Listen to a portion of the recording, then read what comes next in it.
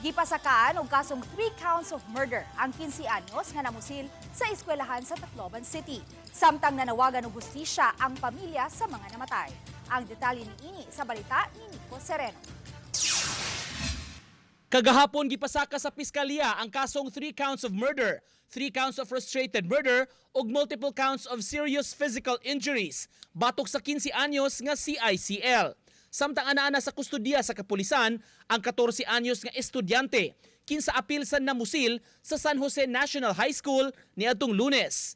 Nagpositibo ang duha sa paraffin test ug migawas sa ballistic examination nga napabuto nila ang 9mm pistol ug 38 kalibre nga revolver.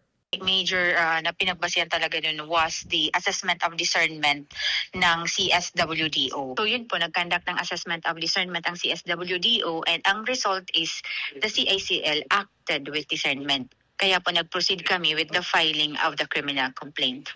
Nanawagan og hustisya ang pamilya sa tulo ka mga estudyante nga namatay sa nahitabong shooting incident sulod sa maong eskwelahan sa Tacloban City.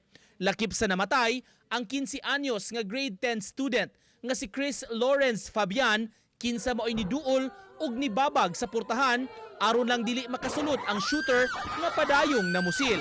Namatay usab ang grade 10 student nga si Joyan C. Separa kinsa nagkuha sa viral video nga nagpakita sa panghitabo sulod sa classroom samtang nahitabo ang pagpamusil.